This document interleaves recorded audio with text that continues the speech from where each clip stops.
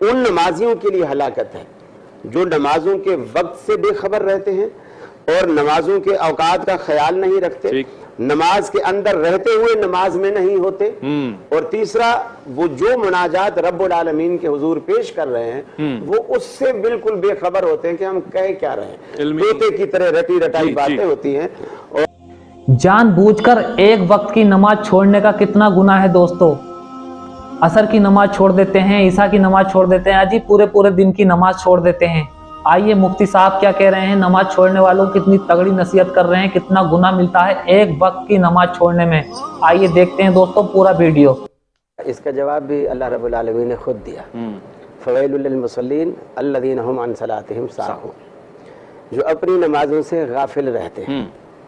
गफलत का उलमाए तफसीर ने दो बड़े मफहूम लिए हैं। एक तो ये कि वक्त से बेवक्त करके उस नमाज को पढ़ना, अच्छा, मगर वक्त निकाल के, यानी ज़ोहर का वक्त चला गया असर में जाके पढ़ ली, असर का वक्त चला गया जब मगरिब को मगरिब पढ़ने गए तो उसी वक्त असर भी जाके पढ़ ली, तो यानी वक्त, ये भी एक गफलत है। अच्छा, और दूसरी गफलत ये है कि वो हालत नमाज के अंदर है लेकिन उसे मालूम नहीं होता वो कर क्या रहा है।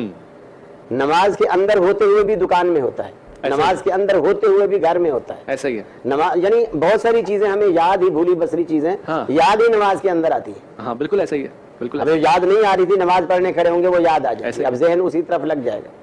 और ये भी कि अल्लाह से हम बातें क्या कर रहे हैं, हम नमाज के तर्जुमे से, उसके मानी से, उसके मफहूम से हम वाकिफ नहीं होते। हम दुआ पढ़ रहे हैं लेकिन हमें ये पता ही नहीं होता कि हम अल्लाह से मांग क्या रहे हैं, हम अल्लाह से सवाल क्या कर रहे हैं। हम सजदे में गिरे हुए होते हैं लेकिन ये ज़हन में ही नहीं होता कि हम जब वहाँ जाकर ये पढ़ रहे हैं सुबहान रब्बियल आला, कि अल्लाह तू बहुत ही बुलंद है और ऊंचे रुतबे वाला है और तू पाक ज़ात है, ये सजदे में क्यों जाकर के हमने कहा, खुद को झुकाकर उसकी बुलंदी बयान कर, उसकी बुलंदी बयान कर। देखिए इंसानी जिस्म में, जैसा कि जरदारी अपना गर्देजी साहब जी माशाल्लाह जरदारी उनसे निकल गया जी, शाह साहब गर्देजी साहब ने जैसे फरमाया, ये इंसान की मेराज है कि वो अपना माथा रब्बुल आलमीन के हुजूर जमीन पे टिका देता है। अब जमीन से नीचे हम जा नहीं सकते, सही बात है। और जो इंसान के जिस्म में मुकद्दस तरीन हिस्सा था वो था जबीन जी। हमने उस जबीन को, और हम इज्जत के मानों में नाक का बड़ा इस्तेमाल करते हैं, नाक न कटा, फलां की नाक कट गई, इज्जत खराब हो गई, नाक कट गई। तो ये दोनों चीजें, और ये बड़े लोग जो होते हैं जालिम लोग, जब वो किसी को सजा देते हैं तो ये कहते हैं जमीन पे नाक से लकीरें निकाल, यानी ये इंतहाई तजल्लुल है जी उसके लिए। तो इंसान राजी खुशी, बजाय इसके कि वो इसको कोई सजा समझे, बल्कि बड़े फख्र के साथ एक मुसलमान अपनी नाक और अपनी जबीन ये जमीन पे रखता है और कहता है सुभान रब्बियल आला, अल्लाह देख मैं कितना नीचा हूँ और तू कितना बुलंद है, माशाअल्लाह सुभान। और यही चीज वो रुकू में कहता है सुभान रब्बियल अज़ीम।